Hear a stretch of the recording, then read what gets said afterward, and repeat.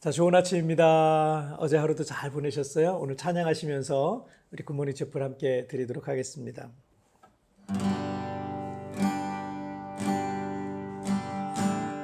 무릎 꿇고 엎드리니 우리 겸손케 하소서. 데서 눈을 돌려 모든 우상 버리오니 깨끗한 손 주옵소서. 주님만 높여드리길 원해. 정결한 맘 주옵소서. 주님만 높여드리길 원해. 우리 세대로 주의 얼굴 찾게 하옵소서. 오 야곱의 하나님, 우리 세대로 주의 얼굴 찾게 하옵소서. 오 야곱의 하나님. 다시 한번. 무릎 꿇고 엎드리니 우리 겸손케 하소서.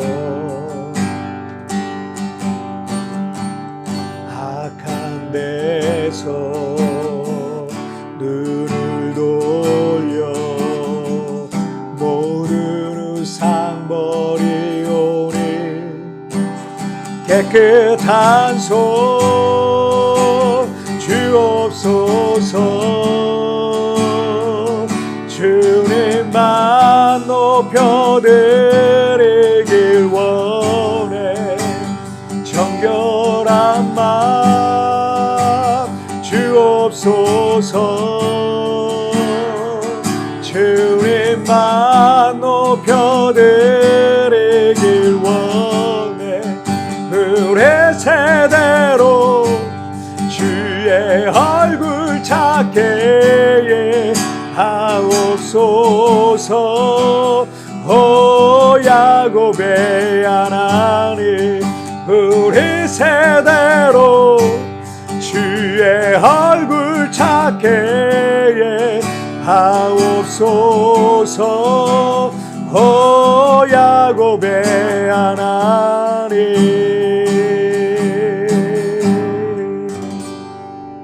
아멘. 자, 우리 기도하겠습니다. 하나님 아버지 감사합니다. 하나님을 잘 섬기기가 어려운 그런 시대 속에 우리가 살아가고 있습니다. 세상에는 유혹이 너무나 많고 또 우리를 넘어뜨리고 쓰러뜨리려고 하는 그런 마귀들의 그 계략이 너무나 많습니다. 정신을 혼란스럽게 하고 우리의 생각을 병들게 하고 우리의 영혼이 병들게 하고 마음이 병들게 하고 정서가 병들게 하는 일들이 너무나 많습니다. 그러나 하나님, 오늘 이 시대 가운데도 여전히 주님을 바라보는 세대가 있는 줄 믿사오니 오늘 믿음의 세대들을 일으켜 주셔서 이 세대 가운데 주님을 가장 잘 섬기는 세대가 하나님 세워져 갈 수 있도록 주님이여 축복하여 주옵소서. 오늘도 주의 말씀으로 나를 돌아보고 그 말씀 붙들고 오늘 하루를 시작하길 원하오니 주여 이 시간 우리의 영혼을 새롭게 하여 주옵소서. 감사하며 예수님의 이름으로 기도하옵나이다. 아멘. 자, 오늘 우리에게 주시는 하나님 말씀은 시편 51편 14절부터 19절까지의 말씀, 제가 쉬운 성경으로 봉독해 올리도록 하겠습니다.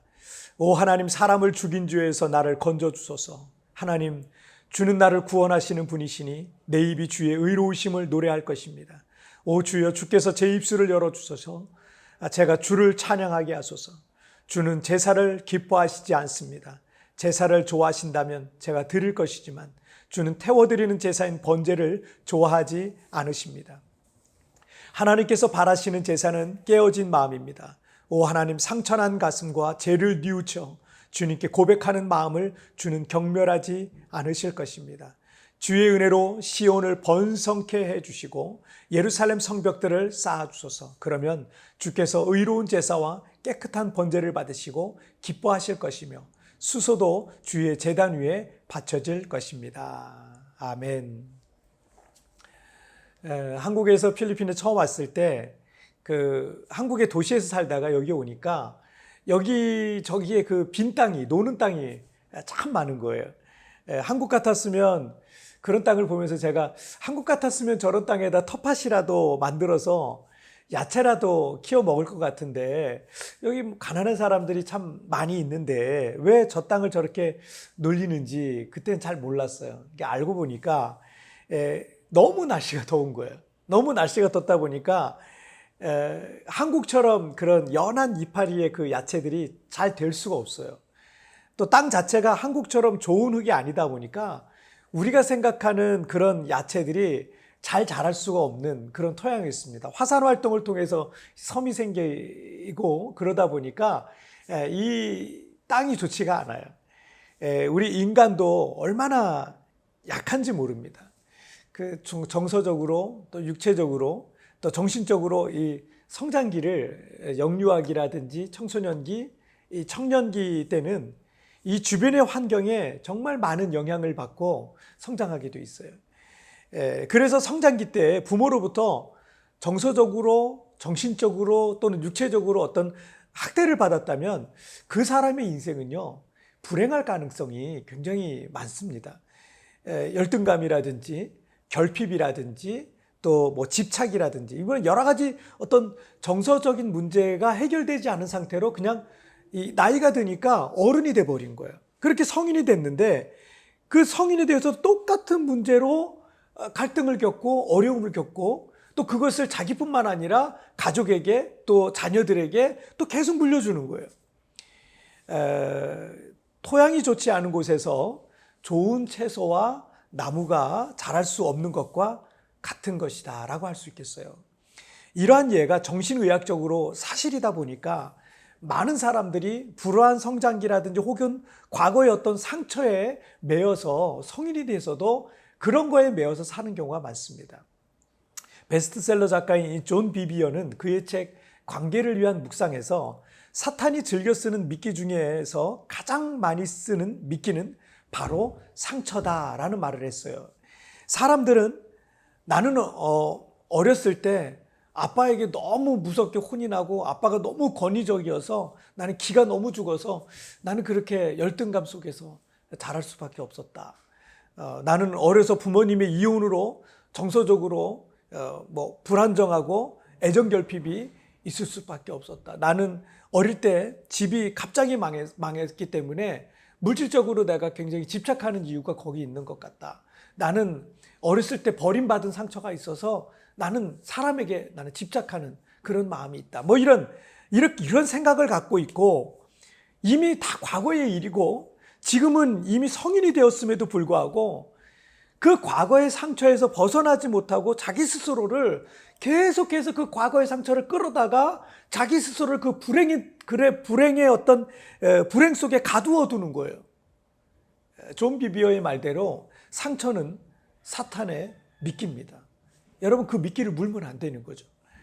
그런데 이 상처라는 것이 사탄이 사용하면 우리를 넘어뜨리는 도구가 되지만 하나님께서는 우리의 과거의 그 상처와 아픔과 눈물과 어둠과 좌절과 절망과 같은 것들을요, 하나님의 선한 도구로 쓰십니다. 그래서 그를 치료하셔서 그를 믿음의 사람, 새 사람으로 만드시는 것입니다.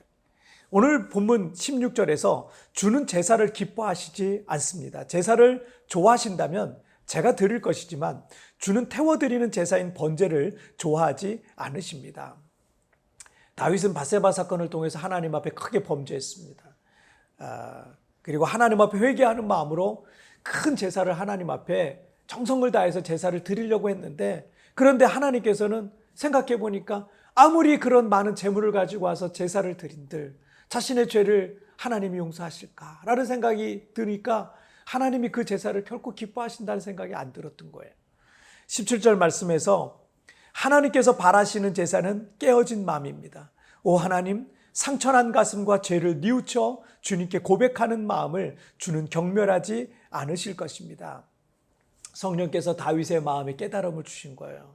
성령께서 주신 그 깨달음의 마음은 물질적인 큰 희생제사가 아니라 깨어진 마음, 상처난 가슴과 죄를 뉘우쳐 고백하는 마음, 그런 마음이라는 것을 깨달았던 겁니다.